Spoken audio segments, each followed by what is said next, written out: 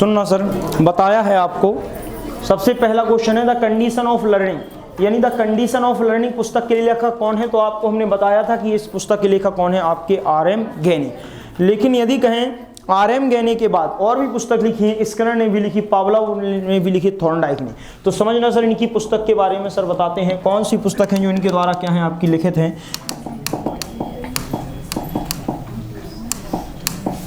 Sir देख यहाँ पर पुस्तक है द कंडीशन ऑफ लर्निंग, जो पुस्तक है वो किसकी लिखी है, आप आर.एम. गैनी।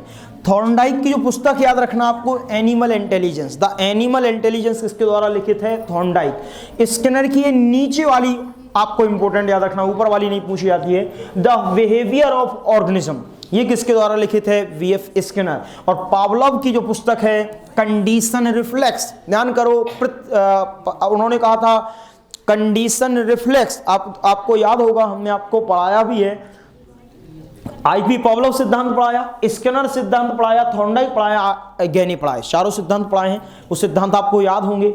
यदि कहें द कंडीशन ऑफ लर्निंग पुस्तक किसकी है, तो आर.एम. गैनी की। थॉर्नडाइक के द्वारा लिखित है एनिमल इंटेलिजेंस, वी.एफ. स्किनर के द्वारा है द बिहेवियर ऑफ ऑर्गेनिज्म।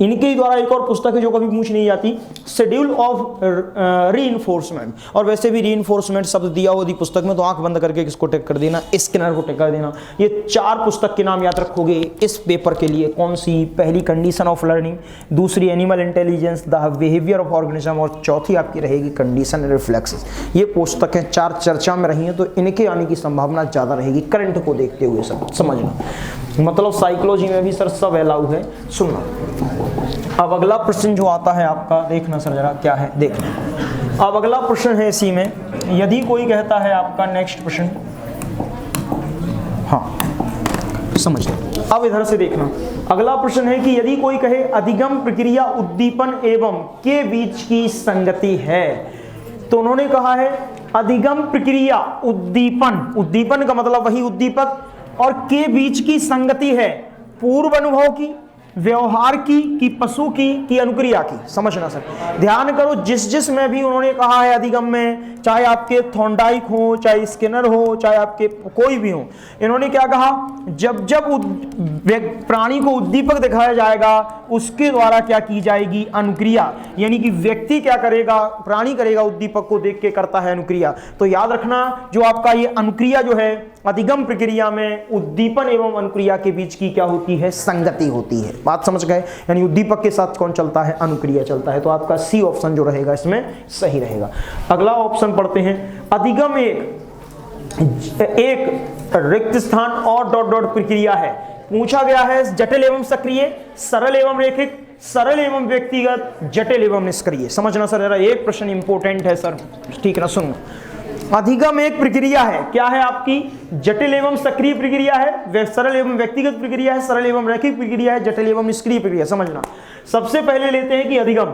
अधिगम के बारे में हमने कहा अधिगम एक संशोधनीय प्रक्रिया है। अधिगम एक, आपने देखा होगा कि अधिगम कभी भी, अधिगम एक सीधी रेखा में नहीं होता, जानते हो, अधिगम कभी एक सीधी रेखा में नहीं होता। अधिगम जो है वो टेढ़ा मेढ़ा होता है, आप खुद जानते हो। अधिगम की, आपने अधिगम के वक्र पढ़ रखे हैं, अभी अधिगम का वक्र कभी बढ़ेगा तो कभी घटेगा, कभी बढ़ेगा तो कभी घटेगा। यानी अधिगम जो होता है वो आपका किस रूप में चलता है, सीधी रेखा में ना चल के क्या चलता है, टेढ़ा मेढ़ा चलता है। यानी अधिगम जो है, आपने देखा होगा एक और संरचना विकास के सिद्धांत में चलता है कि विकास व्यक्ति का कैसे होता है, तो विकास व्यक्ति का वर्तुलाकार होता है।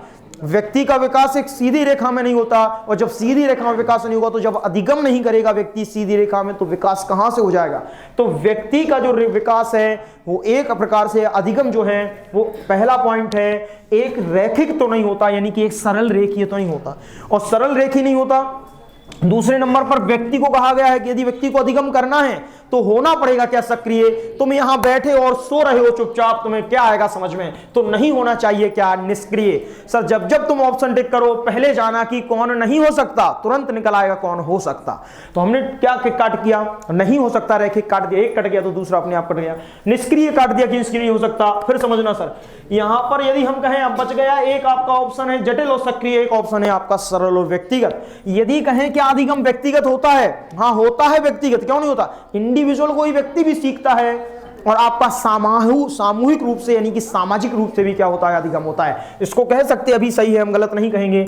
यदि कहें सरल, तो क्या अधिगम जो है वो सरल होता है? भाई अधिगम सरल से कठिन की ओर होगा। ध्यान करो, आप शिक्षण सूत्र पढ़ते हो कि सरल से कठिन, लेकिन आप ये नहीं कह सकते कि अधिगम क्या है सरल। अधिगम एक जटिल प्रक्रिया है। तो ये आपका ऑप्शन गलत, केवल एक सही होगा। अधिगम क्या है? जटिल एवं सक्रिय प्रक्रिया है। बात समझ में आई कि नहीं आई? बताओ सर, ये पॉइंट समझ में आया कि नहीं? बताओ सर, अधिगम एक जटिल एवं सक्रिय प्रक्रिया है, ये बात समझ में आई कि नहीं आई? समझना सर जरा। वुडवर्थ की एक डेफिनेशन हमने आपको बताई थी। वुडवर्थ की डेफिनेशन बताई थी, नवीन ज्ञान और नवीन प्रतिक्रियाओं का अर्जन करने की प्रक्रिया ही क्या कहलाती है? अधिगम कहलाती है। अब बच्चा जाता है मोमबत्ती के पास, तो मोमबत्ती से जलकर वह सीखा है कि किस प्रकार से मोमबत्ती से दूर रहा जाता। यदि आसानी से सीख जाता, सरल रूप से सीख जाता, तो उसको जरूरत नहीं पड़ती क्या? मोमबत्ती को पकड़ने की। वो घर बैठकर भी सीख जाता, नहीं करनी पड़ती उसको मेहनत, चुपचाप लेटे लेटे सोते सोते सीख जाता। लेकिन नहीं है अधिगम क्या? सरल प्रक्रिया। अधिगम को माना है क्या? जटिल। और अधिगम में रहना पड़ेगा क्या? सक्रिय। बात समझ गए? वुडवर्थ की डेफिनेशन के अनुसार ये पॉइंट निकल के आता है कि अधिगम एक कैसी प्रक्रिया है? नवीन ज्ञान और नवीन प्रतिक्रियाओं को अर्जन, यानी कि नवीन ज्ञान मिल जाए और नवीन प्रतिक्रिया दे दें। और नवीन ज्ञान और नवीन प्रतिक्रिया कब मिलेगी? जब व्यक्ति क्या होगा? सक्रिय। बालक दूर बैठा रहे, नहीं पकड़ना है मोमबत्ती, कहां से हो जाएगा अधिगम? मोमबत्ती को पकड़ने के लिए हाथ को आगे बढ़ाना ही पड़ेगा। है कैसी प्रक्रिया? सक्रिय। और जटिल प्रक्रिया है, सरल नहीं है। सरल होता तो बैठे बैठे देख लेता कि ये सरल है, समझ में आ गया, मोमबत्ती से जल जाती, उसको मोमबत्ती को टच करना पड़ेगा। कैसी प्रक्रिया है? जटिल। बात समझ में आई कि नहीं आई? नेक्स्ट अगला पॉइंट समझना सर। सीखना एक तरह के व्यवहार का है, बचाव है, विस्तार है, संशोधन है, प्रसार। समझना सर जरा। यदि कहें अधिगम एक तरह के व्यवहार का बचाव है, एक तरह के व्यवहार का विस्तार है, एक तरह के व्यवहार का प्रसार है, आप ध्यान करो। अधिगम एक संशोधनीय प्रक्रिया है। सीधा सीधा आपको की पॉइंट लिखाए हैं कि अधिगम में क्या होता है? संशोधन। यदि व्यक्ति कर रहा है त्रुटि, तो अनुभव एवं प्रशिक्षण के आधार पर क्या किया जा सकता है? उसमें संशोधन किया जा सकता है। ध्यान करो, गेट्स बंधु की परिभाषा, आप किसी भी मनोवैज्ञानिक की परिभाषा याद कर लो। परिभाषाएं नहीं आएंगी सर, उनसे पॉइंट निकल के आएंगे। गेट्स कहें या कोई भी व्यक्ति कहे, को कहते हैं आदतों, ज्ञान, अभिवृत्तियों का अर्जन करने की प्रक्रिया क्या कहलाती है? अधिगम कहलाती। गेट्स बंधु कहते हैं अनुभव एवं प्रशिक्षण के उपरांत व्यवहार में जो परिवर्तन शामिल किए जाएं या व्यवहार में जो परिवर्तन परिलक्षित हो, उन्हीं को क्या कहा जाता है? अधिगम। तो उन्होंने कहा है व्यवहार में परिवर्तन होंगे। कब परिवर्तन होंगे? जब व्यक्ति करेगा क्या? संशोधन। हम सीखने जाएंगे तो बचाव थोड़ी ना करेंगे कि हम सीखने से बच रहे हैं, तो अधिगम बचाव नहीं है।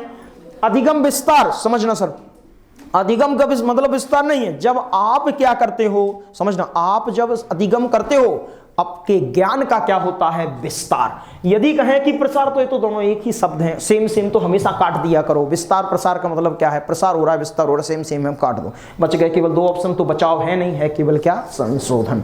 क्लियर है सर? चलिए फिर समझना। नेक्स्ट परिभाषा किसकी है? अनुभव एवं प्रशिक्षण के परिणाम स्वरूप व्यवहार में परिवर्तन कहलाता है क्या?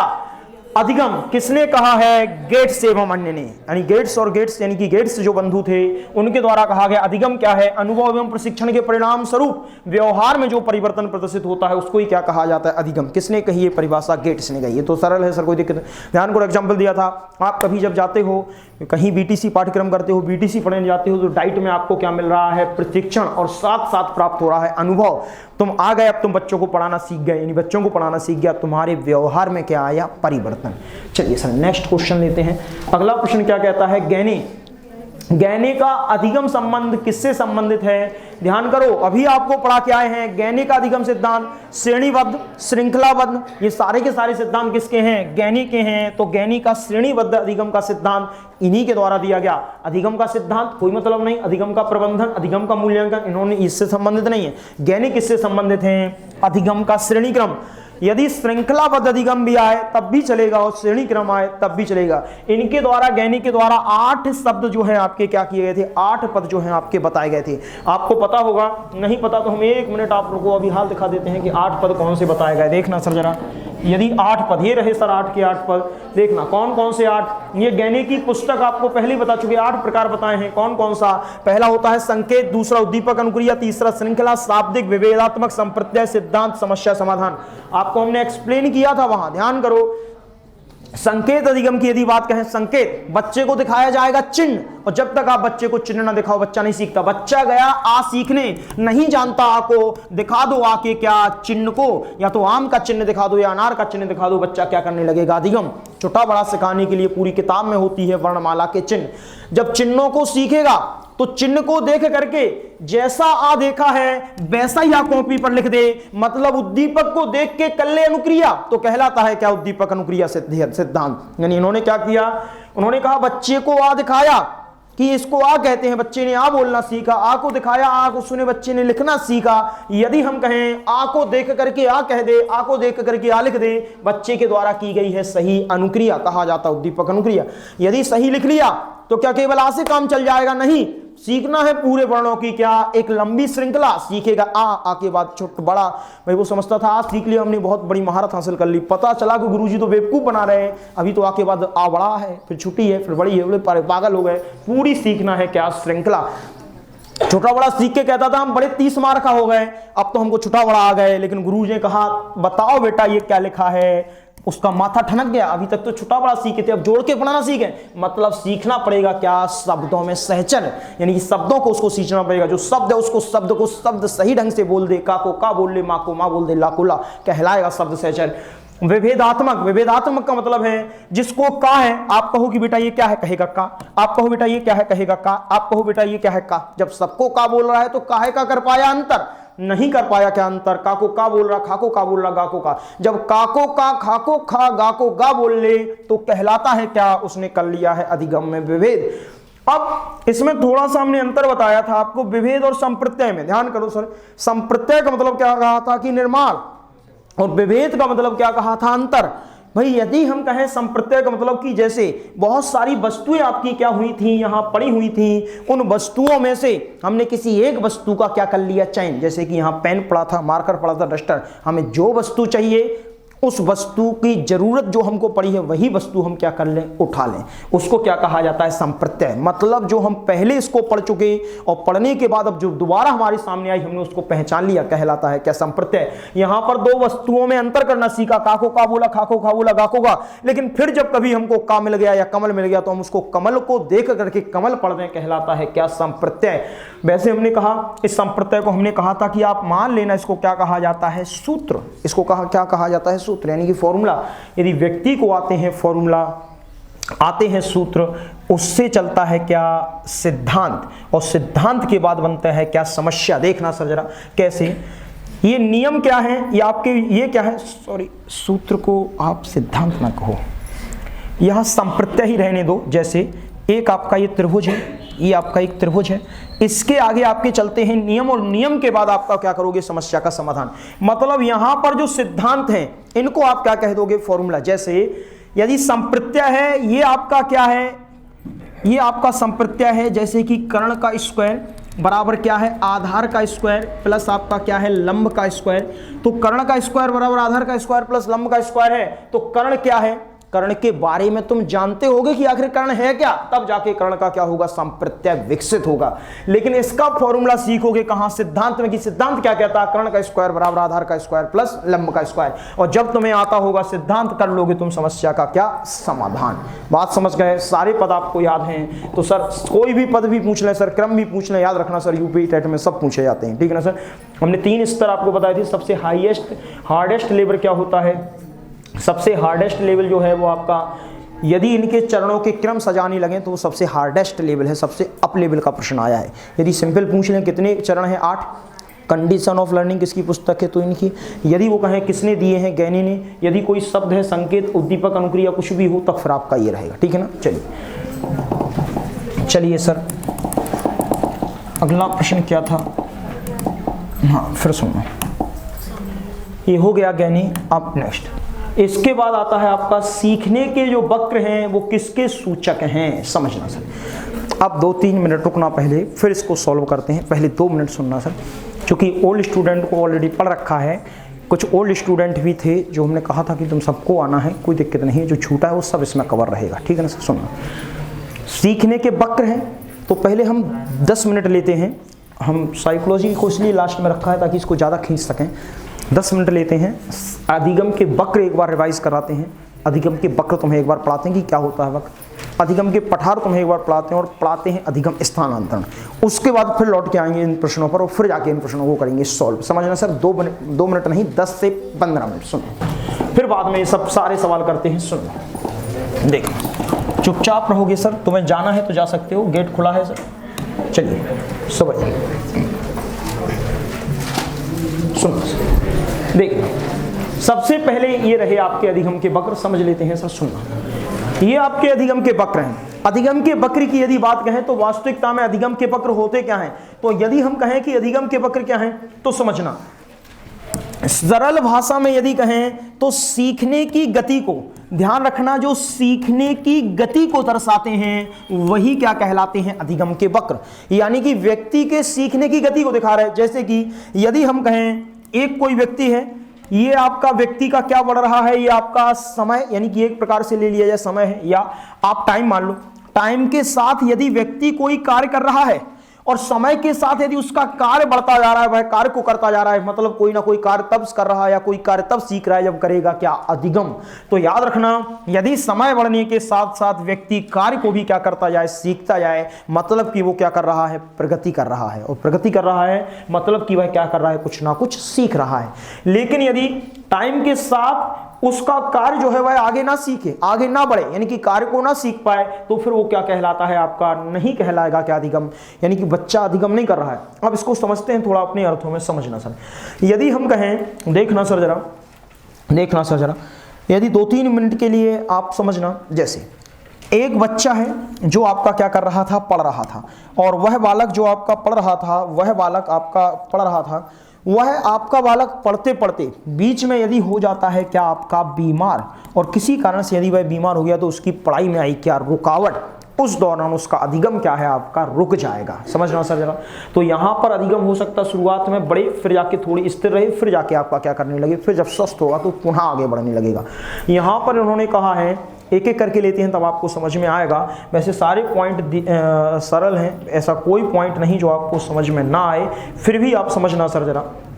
उन्होंने कहा अधिगम के वक्र के कितने प्रकार, अधिगम के मुख्य रूप से आप कितने प्रकार टिक करोगे, 4 प्रकार अधिगम के टिक करोगे। पहला वक्र होता है क्या, उन्नतोदर। दूसरा होता है आपका सरल रेखीय। यदि कहें तो पहला हम मान लेते हैं सरल रेखीय, दूसरा मान लेते हैं उन्नतोदर, तीसरा मान लेते हैं नतोदर, और चौथा मान लेते हैं क्या, आपका मिश्रित वक्र। 4 ही प्रकार के वक्र जो है वह बताए गए हैं। पहला है सरल रेखीय, दूसरा है उन्नतोदर, तीसरा है नतोदर, और चौथा जो आपका आता है वो कौन से वक्र में आता है, मिश्रित वक्र में आता है। अब समझना सर जरा। इसके बाद यदि कोई कहे, एक पूछ लिया जाता है कि यदि वो कहें बुडरो के अनुसार, तो बुडरो महोदय की 3 प्रकार की वक्र रेखाएं बताई हैं। स्पेशली बुडरो के अनुसार कहें तब तो तुम 3 कहोगे, नहीं तो तुम केवल किसको टिक लगाना है, 4 को टिक करना है। 4 आपके क्या हैं, सही हैं। बुडरो के अनुसार एक नतोदर लेते हैं, एक उन्नतोदर लेते हैं, एक मिश्रित। वो कहते हैं कि बालक में नहीं बनता है कभी भी सरल रेखीय वक्र, और वही सही कहते हैं कि सरल रेखीय वक्र कभी बन ही नहीं सकता। व्यक्ति हमेशा एक समान रूप से क्या नहीं कर सकता, अधिगम कर नहीं सकता। कभी बच्चे की सीखने की गति तीव्र होगी, कभी सीखने की गति मंद होगी, और जब दोनों गतियों को मिला दिया जाएगा तो कहलाएगा क्या, मिश्रित वक्र। बात समझ में आते हो सर। अब देखना सर, इसको और अच्छे से एक बार लेते हैं सर, देखना एक एक करके लेते हैं सारे वक्र। पहला वक्र जो है आपका सरल रेखीय वक्र, समझना सर जरा। सरल रेखीय वक्र है, इस सरल रेखीय वक्र को क्या कहा जाता, समानोपलब्धि वक्र, समान निष्पादन वक्र, या रैखिक त्वरण वक्र किसको कहा जाता, इसी सरल रेखीय वक्र को कहा जाता। अब इन जब वक्रों को इन नामों से जाना जाएगा, समझते चलना सर, इन नामों से यदि जाना जाएगा तो होता क्या है सर इसमें, समझना सर। देखना, यदि हम कहें सरल रेखीय वक्र, वास्तविकता में देखा जाए इस प्रकार का कोई भी वक्र बनता नहीं है। इसको हम यदि कहें तो सरल रेखीय वक्र कहें, सरल वक्र कहें, समानोपलब्धि वक्र कहें, समान निष्पादन वक्र कहें, रैखिक त्वरण वक्र कहें, ये सारे के सारे वक्र क्या कहलाते हैं, यही कहलाते हैं। एक ही नाम है, कई नाम है वक्र एक ही। पहला प्रकार है, देखना सर जरा क्या है, देखना सर 2-3 पॉइंट समझ लेते हैं सर, समझना। देख, एक व्यक्ति है, ये उसके द्वारा किया गया प्रयास है, ये उसके अधिगम की मात्रा है जो क्या कर रही है, इससे दर्शा रही है। यानी कि एक व्यक्ति कर रहा है प्रयास, पहली बार प्रयास किया इतना सीख गया, दूसरी बार प्रयास किया इतना सीख गया, फिर प्रयास किया इतना सीख गया। वो कहते हैं व्यक्ति जितना प्रयास करे उतने ही रूप में क्या करता जाए, अधिगम। तो क्या ऐसा संभव है सर? आप भी जानते हो 24 घंटे कोई व्यक्ति पढ़ नहीं सकता, बीच में ब्रेक लेना ही पड़ेगा, थोड़ा उसको रुकना ही पड़ेगा, और जब रुकेगा तो उस दौरान अधिगम की मात्रा क्या होगी, डाउन। यानी कि कभी भी किसी व्यक्ति में सरल रेखीय वक्र का बनना संभव नहीं है, कभी किसी व्यक्ति में सरल रेखीय वक्र बन ही नहीं सकता। अधिकतर जो वक्र देखने को मिलता है वो एस आकारीय वक्र ही देखने को मिलता है। बात समझ गए? सरल रेखीय वक्र कभी भी नहीं मिलेगा, ध्यान रखना। मतलब ऐसा वक्र जो बिना रुकावट के, बिना रुके नॉन स्टॉप चलता रहे, ऐसा कोई व्यक्ति नहीं है जो बिना रुके क्या है आपका लगातार सीखता रहे। आप भी यदि सीख रहे हो तो एक निश्चित सीमा के बाद क्या लोगे, स्टॉप लोगे, उसके बाद आगे की क्या करोगे, अधिगम करोगे। तो याद रखना, समान निष्पत्ति वक्र मनुष्यों में बनना इसका संभव नहीं, कभी नहीं बन सकता, किसी भी व्यक्ति में नहीं बन सकता, ऐसा वक्र संभव ही नहीं है। इसको आदर्श वक्र भी बोल सकते हैं, क्योंकि ये वक्र कभी बनेगा ही नहीं, आदर्श स्थिति कभी होती नहीं। दूसरा समझना सर जरा, दूसरा जो वक्र है जिसको कहा जाता है उन्नतोदर। उन्नतोदर का मतलब क्या है समझना सर जरा, दिख रहा होगा सर, देखना। आपको थ्योरी नहीं पढ़नी है, केवल सुनना है सर, थ्योरी पढ़नी तो बकवास है सर, ठीक है सर। सुनो, यदि हम कहें उन्नतोदर वक्र कहें, या इसको ही कहा जाता है ऋणात्मक गति वक्र, इसको ही कहा जाता है घटनशील उत्पादन वक्र, यदि कहें इसको ही कहा जाता है क्या, घटता हुआ निष्पादन वक्र। तो ये घटता हुआ निष्पादन वक्र, शायद नाम यहां पर नहीं लिखा तो आप लिख लेना, घटता हुआ निष्पादन वक्र। यानी घटता हुआ निष्पादन वक्र क्या है, तो उन्नतोदर वक्र को ही क्या कहते हैं, घटता हुआ निष्पादन वक्र है। मतलब क्या, हमने प्रयास तो किया, तो शुरू में जैसे ही प्रयास किया तो अधिगम की मात्रा बढ़ी, लेकिन फिर अधिगम की मात्रा ये देख रहे हो आपकी, देखना सर, अधिगम की मात्रा ये क्या जा रही है आपकी, ये डाउन मार रही है, ठीक है ना सर। तो ध्यान, हम आपको समझा देते हैं सब, देखना सर। ये रहा अधिगम का वक्र, ये व्यक्ति के द्वारा प्रयास है। यदि हम कहें तो व्यक्ति अधिगम करता है यहां से, वास्तविकता में ये यहां से नहीं बनता, चूंकि किताब वाले हैं वो तो कुछ भी बना देते हैं सर, यहां से स्टार्ट होगा, समझाते हैं क्यों। ये व्यक्ति अधिगम करेगा और ये अधिगम कहां की ओर अग्रसर होगा, इस प्रकार से। अब देखना सर किस प्रकार से, ये क्यों लाइन जीरो से स्टार्ट नहीं की, ये बना देते हैं वो गलत है, पेपर किताब वाले, उनको क्या करना, कुछ भी लिख, जीरो से स्टार्ट नहीं होती। क्यों, कोई भी बच्चा कभी जीरो लेवल पर होता ही नहीं, उसको आता है कुछ ना कुछ अधिगम, चाहे वो कक्षा 1 में क्यों ना आए, चाहे आपका प्ले सेंटर 0 में क्यों ना पड़े, मतलब नर्सरी में भी आया है तो भी घर से कुछ ना कुछ अपना अधिगम करके आया है, कुछ ना कुछ सीख के आया है, और जो सीख के आया है वो इस स्तर को दर्शाता है। इसके ऊपर बच्चा जब अधिगम करेगा तो आपके यहाँ पर है उसके द्वारा किया गया प्रयास या उसके द्वारा किया गया अभ्यास, वो कह रहे अभ्यास तो बराबर बढ़ रहा, लेकिन उसके अधिगम की सीखने की मात्रा क्या कर रही है, डाउन हो रही है, घट रही है। तो जब सीखने के साथ अधिगम की मात्रा में गिरावट दर्ज की जाए, ऐसा वक्र क्या कहलाता है, घटता निष्पादन वक्र कहलाता है। समझना सर जरा, एग्जाम्पल क्या है सुनो। आप परीक्षा है, 28 तारीख को परीक्षा है, सारे लोग 28 तारीख को परीक्षा थी, एकदम तेज स्पीड से पढ़ना क्या किए प्रारंभ, और निकल जाएगी परीक्षा, सब आ जाएंगे शिथिल अवस्था पर, पड़े रहेंगे 4 दिन तक अपने रूम में, नहीं निकलेंगे आज बाहर। बात समझ गए कि नहीं, यानी कि पढ़ाई का ग्राफ क्या हुआ है, डाउन। तो उस कंडीशन में यह वक्र क्या बनता है, उस व्यक्ति में निष्पादन, आपका घटता हुआ निष्पादन वक्र बनता है। एक आपका बढ़ता हुआ निष्पादन वक्र है, ये घटता हुआ निष्पादन है, इसको ही उन्नतोदर कहा जाता है, इसको ही ऋणात्मक गति वक्र कहा जाता है, इसको ही ऋणात्मक वक्र कह दो, इसको ही नकारात्मक वक्र कह दो, इसको ही घटनशील उपलब्धि वक्र कह दो, कोई दिक्कत नहीं है, सारे नाम इसी के हैं। बात समझ में आ रही कि नहीं, चलिए नेक्स्ट अगला। इसके बाद आता है आपका नतोदर, इसको कहा जाता है सकारात्मक गति वक्र, जिसको कहा जाता है वर्धनशील उपलब्धि वक्र, या इसको ही कहा जाता है, आपका तीसरा नाम है बढ़ता हुआ निष्पादन वक्र। तो आप तीसरा नाम जरूरत नहीं है वैसे लिखने की, याद रहेगा, बढ़ता हुआ निष्पादन वक्र भी इसको क्या किया जाता है, कहा जाता है। ये बढ़ता हुआ क्या है, निष्पादन वक्र है। देखना सर जरा क्या है, उसमें नहीं बना, हम आपको बना देते हैं, देखना सर। इन्होंने कहा एक कोई व्यक्ति 0 से नहीं, यहां से अधिगम स्टार्ट करता है और धीरे धीरे उसका जो है इस प्रकार से ये वक्र बनता है। देखना सर कैसे, यहां पर यदि हम कहें स्टार्टिंग में व्यक्ति का ये प्रयास है या उसके द्वारा किया गया अभ्यास है, जैसा जैसा व्यक्ति अभ्यास करेगा, जैसा जैसा प्रयास करेगा, वैसे वैसे सीखने की मात्रा, जो सीखने की मात्रा होगी वो सीखने की मात्रा क्या करती जाएगी, बढ़ती जाएगी। तो सीखने की मात्रा बढ़ रही है किए गए प्रयास के सापेक्ष, और किए गए प्रयास के सापेक्ष यदि सीखने की मात्रा आपकी बढ़ रही है तो इस वक्र को क्या कहा जाएगा, बढ़ता हुआ सकारात्मक या आपका नतोदर या आपका वर्धनशील उपलब्धि वक्र, इसको ही बढ़ता हुआ निष्पादन वक्र कहेंगे। रीजन है सर कैसे, समझना। एक व्यक्ति परीक्षा के पहले होता है धीमा, लेकिन परीक्षा के दौरान उसकी बढ़ जाती है गति क्या, तीव्र, और उस दौरान उसके अंदर जो वक्र बनता है वो क्या कहलाता है, सकारात्मक गति वक्र कहलाता है। बात समझ में आई होगी सर। और परीक्षा के बाद कौन सा बनेगा, अभी हमने जो पढ़ाया है उन्नतोधर, बात समझ गए, जिसमें आपकी गिरावट दर्ज की जाएगी। ये बात समझ में आ रही कि नहीं बताओ, ये बात समझ में आ रही कि नहीं बताओ सर, ये बात समझ में आ रही कि नहीं बताओ। अरे सर देखना सर, एक आइसक्रीम फैक्ट्री है, एक आइसक्रीम फैक्ट्री है, उसके यहाँ पर प्रोडक्शन जैसी गर्मी आई है तो बढ़कर पहुँच गया ऊपर, मतलब इतना प्रोडक्शन हो रहा है कि आय हो रही है बहुत अधिक, प्रोडक्शन बड़ा है, आय अधिक है, तो यानी कि ये मान ग्राफ कहाँ जाएगा, ऊपर। लेकिन आ गई सर्दी तो अब कोई आइसक्रीम नहीं खाने वाला, कौन आइसक्रीम खाएगा इसी ठंड में, तो अब उसका जो वक्र बनेगा वो कौन बनेगा, ये पीछे वाला, यानी कि अब जो आपका बढ़ रहा था ग्राफ अब वो कहाँ जाने लगेगा, डाउन। बात समझ गए, चाहे जैसे समझ लो सर, चाहे पढ़ने के अर्थ पे समझ लो या उस पे समझ लो। इसके बाद रहते हैं एस आकारीय वक्र, जिसको आप कहते हैं मिश्रित वक्र, इसको ही कहा जाता है एस शेप या अवग्रास वक्र। समझना सर जरा क्या है एस शेप, क्या है वक्र, क्या है सुनना सर, देखना सर। इसको अन्य नाम जानते हैं, सर्पाकार कहें तो सर्पाकार कह दो, चक्राकार कहें तो चक्राकार कह दो, ये सारे वक्र क्या रहेंगे आपके, यही रहेंगे। यानी सर्पाकार कहें, चक्राकार कहें, कोई भी वक्र कहें, सारे वक्र क्या रहेंगे, यही रहेंगे। देखना सर जरा क्या कहा, यहां पर ये नहीं कि लगातार आप क्या करते जाओ, बढ़ते जाओ, वास्तविकता में देखा जाए सभी जगह गति क्या होती है, असमान। देखना सर क्या, एक बच्चा, ये बना ही गलत है, होगा तो यहां से स्टार्ट, देखना सर होगा यहां से स्टार्ट, ऊपर से, ठीक है। अब ऊपर से स्टार्ट होता है यहाँ से, तो पहले बच्चा, जैसे ही आपने देखा होगा बच्चे का एडमिशन आपने करा दिया स्कूल में, कक्षा हाई स्कूल में, बड़ा जोश के साथ पढ़ता है। जैसे तुम फार्म भर के आओ यूपी टेट का तो एकदम जोश रहेगा, फार्म भर के आए कैसे नहीं देखते हैं, तो एकदम जोश रहेगा। और तुम्हारा जो ग्राफ रहेगा वो अधिगम की मात्रा जो रहेगी वो एकदम टॉप लेवल पर होगी। 2-4 दिन होंगे तुम्हें पढ़े हुए और ग्राफ अपने आप जाने लगेगा डाउन। लेकिन फिर आई प्रथम मासिक परीक्षा, अरे प्रथम मासिक परीक्षा है, टॉप तो हम ही करेंगे, बढ़ गया ऊपर।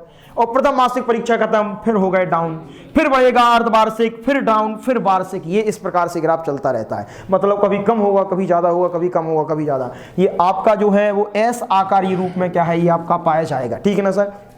इसलिए इसको क्या कहा जाता है, एस आकारीय मिश्रित वक्र अवग्रास। मिश्रित क्यों, कहीं पर मिला आपको बढ़ता हुआ, कहीं पर मिला घटता हुआ, कहीं पर मिला बढ़ता हुआ, कहीं पर मिला घटता हुआ, इसको ही क्या कहा जाता है, एस आकारीय या आपका वक्राकार या चक्राकार या मिश्रित या अवग्रास, इसको ही ये वक्र कहा जाता है। बात समझ में आई होगी, बताओ सर कोई दिक्कत तो नहीं है, बताओ कोई दिक्कत तो नहीं है, बताओ सर कोई दिक्कत तो नहीं है, पहले ये बताओ सर, बोलो।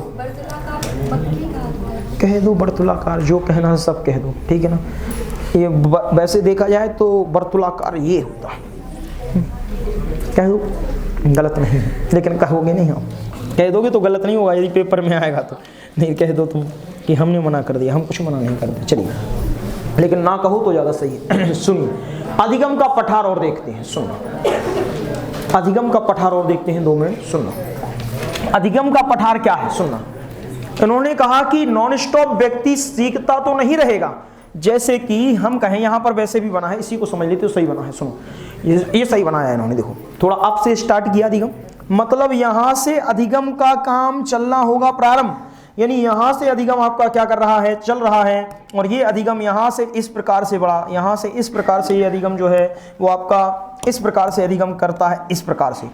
अब एक व्यक्ति, समझना, पढ़ना प्रारंभ किया था, एक व्यक्ति ने पढ़ करके अधिगम का ग्राफ पहुंचा यहां, लेकिन पढ़ाई के बीच में पड़ गया वह बीमार, हो गई कोई चोट, खा गया कोई दुर्घटना, तो व्यक्ति का पढ़ना क्या हो जाएगा, रुक जाएगा, और उस दौरान व्यक्ति का ये स्थिर अवस्था में रहना। लेकिन इसका मतलब ये नहीं कि पढ़ाई छोड़ दी, कुछ समय बाद जब स्वस्थ होगा तो पुनः पढ़ने के लिए तेजी से कहाँ भागेगा, ऊपर। तो उस दौरान जब व्यक्ति बीमार था, जब चोटिल था, जब रुक गया था, उस दौरान जो आपका हिस्सा रहता है, उस दौरान जो आपका वक्र बनता है, उसको ही क्या कहा जाता है, अधिगम का पठार। यानी कि वो अधिगम के दौरान सीखने की गति में स्थिरता आ जाए, उस स्थिर अवस्था को क्या कहा जाता है, अधिगम का पठार कहा जाता है। स्थिरता आ जाए कि अभी थोड़ी देर के लिए अधिगम नहीं कर रहे, भाई टाइम तो बढ़ रहा बराबर, क्या टाइम थोड़ी ना तुम्हारे हिसाब से, तुम घड़ी की सुई को पकड़ के थोड़ी बैठ जाओगे कि नहीं बढ़ो नहीं, हम रुके हैं अभी तो तुम भी रुक जाओ, ऐसा नहीं। घड़ी की सुई तो बढ़ेगी। घड़ी की सुई के बढ़ने के साथ यदि व्यक्ति अधिगम नहीं करता है तो वहां पर क्या आएगा, अधिगम का पठार। बात समझ में आई है कि नहीं आई, बताइए सर। यहां तक कोई दिक्कत तो नहीं है किसी को, बताना सर। यहां तक कोई दिक्कत तो नहीं है किसी को, बताओ बताओ सर, कोई दिक्कत तो नहीं है, बताओ सर कोई। ठीक है, सब कंप्लीट है, ठीक है सर। चलिए, हमने दोनों आपको पढ़ा दिए। अधिगम के वक्र और पठार में इससे ज़्यादा नहीं आता है और ना ही कभी आएगा, ना ही कभी पूछा जाएगा। चलिए सर, एक पॉइंट और लेते हैं सर। ये पहले आपका ये ऊपर की ओर बढ़ा, फिर ये बीच में जब आपका स्टॉप हुआ और फिर नीचे की ओर गिरा, ये हिस्सा कहलाता है क्या, अधिगम का पठार। यानी कि यहां पर क्या होगा, अधिगम का प्रकार पठार, जहां पर ना तो कोई प्रगति होती है ना ही कोई उन्नति होती है, ना तो आप नीचे जाओगे ना ऊपर जाओगे ना पीछे जाओगे ना आगे बढ़ोगे, कहीं नहीं, लगभग आपके क्षैतिज रूप में आप क्या रह जाओगे, स्थिर। उसको ही क्या कहा जाएगा, अधिगम का पठार। इसको ही कहा जाता है अधिगम के वक्र को सपाट स्थल। चलिए सर नेक्स्ट, 2 मिनट अधिगम का स्थानांतरण और लेते हैं सर, समझना सर, देखना सर जरा, अधिगम का स्थानांतरण और लेते हैं, समझना, 2 मिनट बस केवल सुनना। अधिगम का स्थानांतरण, कोई कहता है कि अधिगम का स्थानांतरण क्या है, तो अधिगम का स्थानांतरण का मतलब क्या है, समझना सर। अधिगम का स्थानांतरण की यदि बात कहें कि अधिगम का स्थानांतरण, सुनना सर 2 मिनट, फिर उसके बाद लौट के वहां आते हैं। यदि हम कहते हैं 2 मिनट के लिए सर, आप अच्छे बच्चे की बात ही बैठे रहो, सुनो। यदि हम कहें अधिगम का स्थानांतरण, तो अधिगम के स्थानांतरण की यदि बात करते हैं तो सुनो, अधिगम का स्थानांतरण क्या है, जब कोई व्यक्ति किसी एक जगह एक परिस्थिति में अर्जित ज्ञान का किसी दूसरी जगह या दूसरी परिस्थिति में भी क्या कर ले जाए, प्रयोग कर ले जाए, कहा जाता है क्या है, किया है व्यक्ति ने अधिगम का स्थानांतरण किया है। बात समझ में आ रही होगी। जैसे आपने क्या किया, एक कोई बालक था, एक बालक ने यहां पर माँ ने नहीं बताया उसको कि आपको क्या करना है, लेकिन माँ ने छुपा दिया था क्या, रिमोट। उसने अलमारी में स्टूल को रख करके इस ऊपर अलमारी पर चढ़ करके रिमोट उठा लिया, लेकिन आज माँ नहीं थी, वह घर पर अकेला था, उसको लगी थी भूख, वह कुर्सी को खिसकाता है और ऊपर से छुपी हुई मिठाई को क्या कर लेता है, खा लेता है। कैसे, मैंने पहले भी रिमोट उठाया है, मैं अब क्या उठा लूंगा, मिठाई उठा लूंगा। यहाँ का सीखा हुआ ज्ञान उसने क्या कहाँ किया, यहाँ प्रयोग किया। उसको कहा जाता है अधिगम का स्थानांतरण। एक व्यक्ति ने गणित में सीखे हैं क्या फॉर्मूले, a + v का होल स्क्वायर बराबर है a² + v² + 2ab, और यदि वह इसी फॉर्मूले का प्रयोग कहाँ कर ले जाए, फिजिक्स में कहीं, रसायन विज्ञान में कहीं, या बायोलॉजी में कहीं, या कहीं अन्य जगह क्या आती है जरूरत, तो कहलाएगा क्या, किया है व्यक्ति ने अधिगम का स्थानांतरण। एक छोटा बालक जो स्कूल में सीखता है, एक छोटा बालक जो स्कूल में सीखता है 2 और 2 4 होते, सीख लिया है जोड़, सीख लिया है घटाना, सीख लिया है गुणा, लेकिन यदि उसने जोड़ और घटाना भी सीखा है और गया है आज मार्केट सब्जी लेने, वह जोड़ और घटाना यदि उसको आता है और उस जोड़ घटाने का प्रयोग यदि मार्केट में वह सब्जी लेते टाइम सही ढंग से कर ले जाए, कहलाएगा क्या, अधिगम का स्थानांतरण। यानी उसने जो सीखा वही क्या उस सीखे हुए ज्ञान का दूसरी परिस्थिति में भी क्या कर लिया, प्रयोग कर लिया, उसको कहा जाता है अधिगम का स्थानांतरण। बात समझ में आई कि नहीं आई, बोलो सर, कोई दिक्कत तो नहीं है यहां तक। चलिए सर अब समझते हैं, 2 मिनट और लेंगे सर। अधिगम का स्थानांतरण 3 रूपों में चलता है। पहला प्रकार चलता है सकारात्मक अधिगम का स्थानांतरण, जिसको कहा जाता है धनात्मक अधिगम स्थानांतरण। दूसरा आता है नकारात्मक, या इसको ही क्या कहा जाता है, ऋणात्मक, इसको ही क्या कहा जाता है, ऋणात्मक। और तीसरा जो आता है, आपका ध्यान रखना, पहला आता है सकारात्मक या जिसको आप कहते हो धनात्मक, दूसरा आता है नकारात्मक या उसको कहा जाता है ऋणात्मक, और तीसरा आता है शून्य अधिगम स्थानांतरण। तीसरा क्या आता है, शून्य। अब समझना सर जरा, 2 मिनट में सारे पॉइंट समझाते हैं, क्या होता है सकारात्मक, क्या होता है नकारात्मक, क्या होता है शून्य। जब एक परिस्थिति से अर्जित ज्ञान आप उसी के समान दूसरी परिस्थिति में भी क्या कर ले जाओ, या सुनना सर जरा, इसको ऐसे नहीं लेते हैं, दूसरे अर्थों में लेते हैं। आपने जो सीखा है पहली परिस्थिति से, उस सीखे हुए ज्ञान का आप दूसरी परिस्थिति में भी क्या कर ले जाओ, प्रयोग कर ले जाओ, या सीखा हुआ ज्ञान आपको दूसरी परिस्थिति में भी सहायता उपलब्ध कराए, मदद प्रदान करे, कहलाएगा अधिगम का कौन सा स्थानांतरण, सकारात्मक। लेकिन एक परिस्थिति से अर्जित ज्ञान दूसरी परिस्थिति में बाधा उत्पन्न करे, व्यवधान उत्पन्न करे, कहलाएगा क्या? नकारात्मक स्थानांतरण। एक परिस्थिति से अर्जित ज्ञान दूसरी परिस्थिति में ना तो सहायता उत्पन्न करे ना बाधा पहुंचाए, कहलाएगा शून्य अधिगम स्थानांतरण। कोई फर्क नहीं पड़ता। अब देखना सर जरा एग्जाम्पल क्या कहते हैं। पहला एग्जाम्पल कहता है, इसमें कहा गया है धनात्मक स्थानांतरण। धनात्मक स्थानांतरण का मतलब क्या है? एक व्यक्ति साइकिल चलाना सीखता है और साइकिल चलाने के बाद वो चलाने लगता है क्या? मोटरसाइकिल। तो साइकिल चलाने का जो अनुभव होगा, सड़क पर कैसे चलना है, साइकिल के हैंडल को कैसे पकड़ना है, कुछ अनुभव, जरूरी नहीं कि पूरा का पूरा आ जाए, लेकिन कुछ अनुभव यानी कि कुछ हेल्प उसकी क्या मिल जाए, दूसरे क्षेत्र में क्या कर ले जाए, प्रयोग कर ले जाए, कहा जाता है अधिगम का क्या हुआ है? धनात्मक स्थानांतरण हुआ है। लेकिन यदि एक बालक, ऋणात्मक स्थानांतरण कब होगा? एक बालक जब अंग्रेजी के उस पर करता है कंप्यूटर पर टाइपिंग, और उसको बिठा दो कि भैया तुम्हें करना है हिंदी की क्या टाइपिंग, वो टाइप पर बैठते टप टप टप कट कट करते रहते। तो व्यक्ति को पड़ी है इंग्लिश की आदत की, वो करेगा गलती बार बार हिंदी की टाइपिंग में। तो इंग्लिश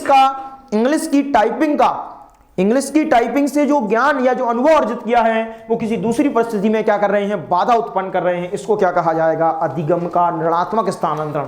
यदि कोई कहे, तीसरा ऑप्शन आता है शून्य अधिगम स्थानांतरण। व्यक्ति का पुस्तक पढ़ना अलग प्रक्रिया है और नाव चलाना अलग प्रक्रिया है। व्यक्ति यदि पुस्तक को पढ़ता है, उससे जो अर्जित ज्ञान किया है, अब नाव चलाने में ये पुस्तक पढ़ने का कौन सा ज्ञान प्रयोग आ जाएगा? आप बताओ, पुस्तक को पढ़ने के लिए आपको समझने के एकाग्रचित होना है, नाव को पढ़ने के लिए एकाग्रचित हो गए ऐसे बैठ के कि ये नाव कैसे चलाएं? नहीं। तो यहां से जो आपका ज्ञान प्राप्त किया है, ना तो ये मदद करेगा और ना ही बाधा उत्पन्न करेगा।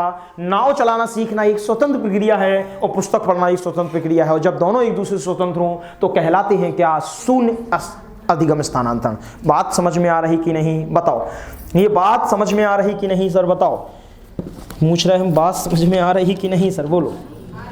अच्छी बात है सर, चलिए, अच्छी, बहुत अच्छी बात है, बहुत अच्छे बच्चे हैं सर, समझ में। देखना सर जरा 2-3 पॉइंट और ले लेते हैं समझने।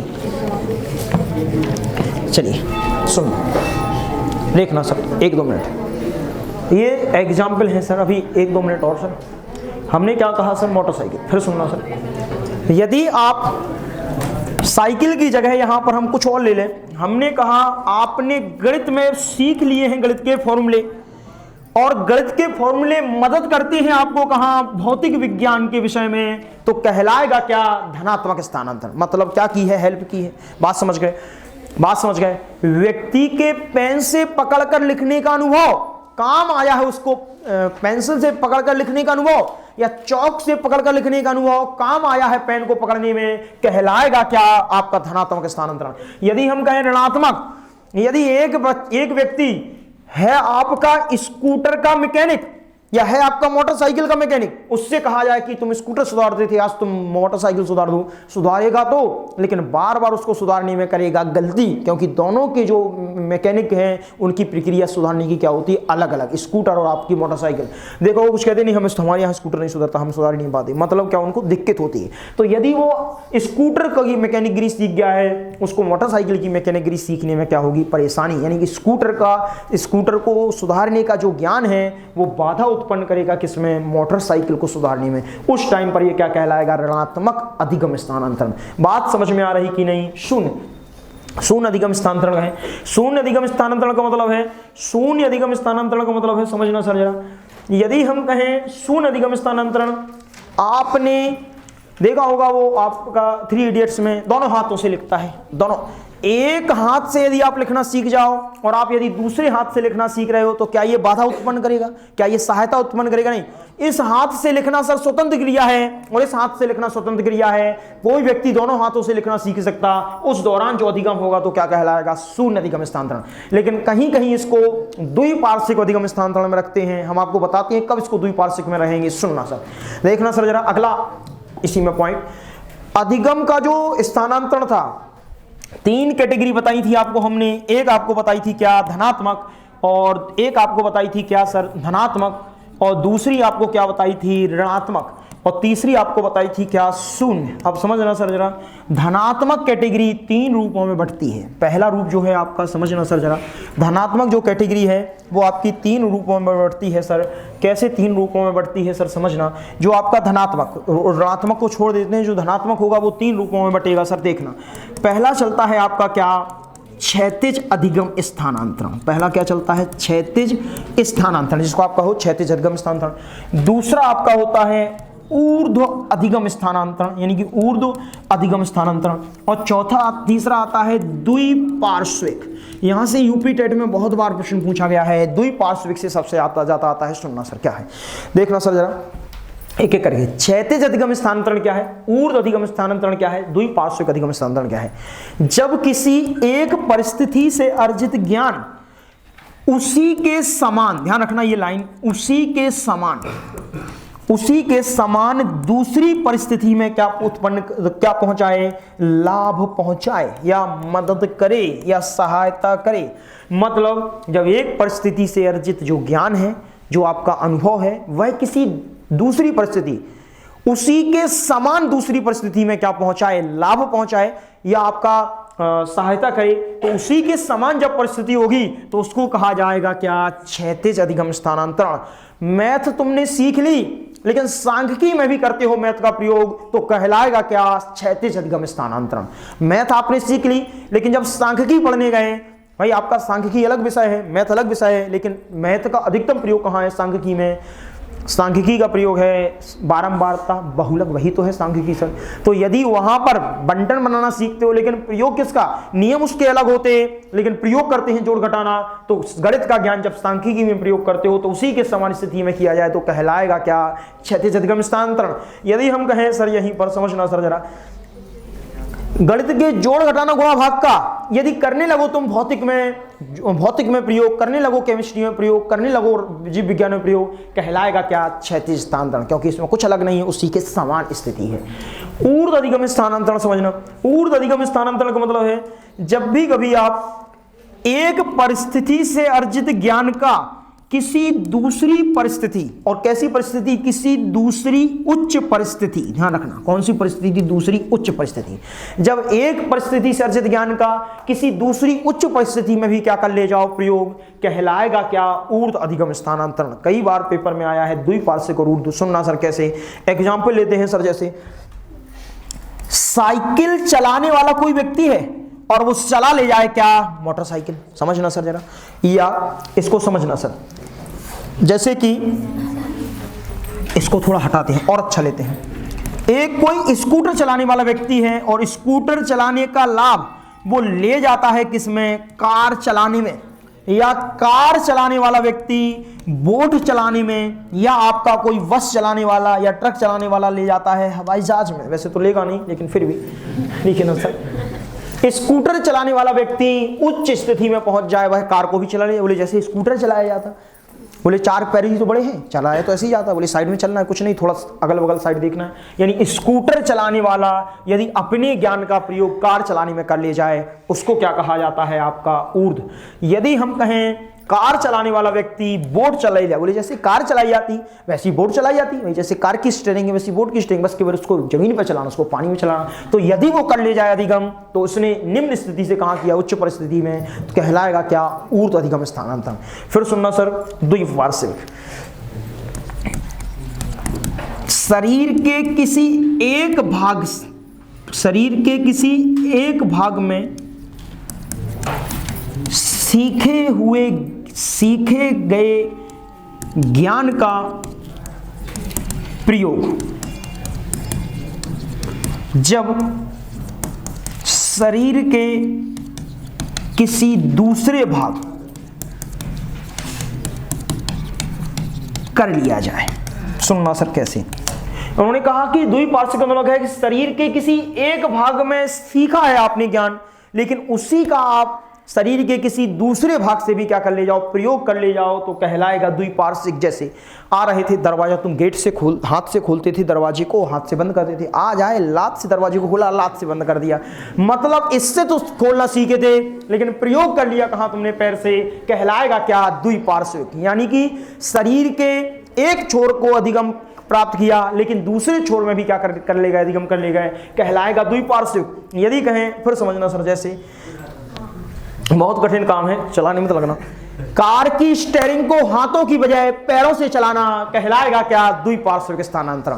तो मोटरसाइकिल को मत चला के देखना कि हम भी करते हैं द्विपार्श्विक, हो सकता तुम्हारा ही द्विपार्श्विक स्थानांतरण हो जाए, बहुत समझदार हो। चलिए ठीक है ना सर। चलिए, तो द्विपार्श्विक स्थानांतरण का मतलब है एक भाग से सीखा आपने कोई अधिगम है, वो दूसरी जगह आप क्या कर ले जाओ, प्रयोग, कहलाएगा क्या, द्विपार्श्विक। इसमें ध्यान करना, एग्जाम्पल को देखना, हाथ से, एक हाथ से लिखना सीख गए हो, और यदि तुम दूसरे हाथ से लिखना भी सीखते हो तो वह भी टिक हो जाता है द्विपार्श्विक में। बात समझना सर। अब आप तुम कहोगे किस में टिक करेंगे, हम शून्य में करेंगे कि द्विपार्श्विक में करेंगे, जहां तक है यदि ऑप्शन मिलता है, आप यदि, वैसे तो एक ही ऑप्शन होगा, या तो आएगा धनात्मक, ऋणात्मक और शून्य में, तो आप उस कंडीशन में उसको शून्य में टिक करोगे, लेकिन यदि अब क्षैतिज, ऊर्ध्व और द्विपार्श्विक में आए तो उस कंडीशन में आप द्विपार्श्विक में टिक करोगे। ठीक है ना सर, दोनों में बराबर है, दोनों में सही है।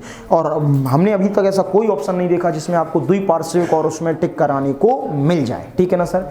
चलिए, ये तो रहा आपका अधिगम का स्थानांतरण, समझना सर जरा। अब 2 मिनट सर, बस अब 2 मिनट सर। कहाँ है, ये रहा। हाँ, भूख लग रही है, हमें भी लग रही है, परेशान नहीं है। अच्छा, किसको जाना है सर जा सकता है, कोई रोक टोक नहीं। सुनिए सर, 2 मिनट सुनना। आपके कुछ सिद्धांत हैं, किसके, आपके सिद्धांत हैं आपके अधिगम स्थानांतरण के। 6 सिद्धांत प्रमुख रूप से दिए गए, 6 सिद्धांत सुनना। पहला है मानसिक शक्तियों का सिद्धांत। पहला सिद्धांत क्या है आपका, मानसिक शक्तियों का सिद्धांत। समझना सर जरा, पहला सिद्धांत क्या है, मानसिक शक्तियों का सिद्धांत है।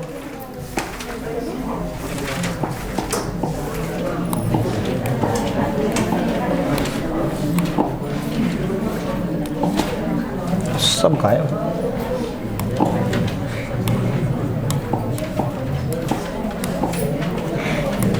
एक पेज गायब हो गया सर, कोई बात नहीं, चलिए इतने से ही काम चला लेंगे। सुनना, मानसिक शक्तियों का सिद्धांत क्या कहता, सुनना। मानसिक शक्तियों का सिद्धांत क्या कहता, ये कहते हैं, देने वाले कौन थे आपके, William James, sorry William James देने वाले नहीं थे, इन्होंने इसका खंडन किया था सबसे पहली बार। सुनना आप सर, मानसिक शक्तियों का सिद्धांत कहें तो इन्होंने ये कहा था कि स्थानांतरण जो है वो आपका क्या होता है, प्राचीन सिद्धांत होता है। प्राचीन सिद्धांत का मतलब है, इन्होंने कहा था एक प्रकार से मानसिक शक्तियों का सिद्धांत। मानसिक शक्तियों का सिद्धांत क्या है, जैसे देखा होगा आपने बहुत पहले पुराने समय में राजा महाराजा हुआ करते थे, आपने बुद्धि का एक कारकीय सिद्धांत जैसे पढ़ा होगा, उसी बुद्धि के एक कारकीय सिद्धांत की भांति क्या है आपका मानसिक सिद्धांत है। बोले यह सिद्धांत क्या कहता है, किसी व्यक्ति को कुछ भी बताने की आवश्यकता नहीं होती, उस व्यक्ति को जो है आप सिखा दो, वह अपने आप क्या कर लेगा, एक परिस्थिति से दूसरी जगह उसका क्या कर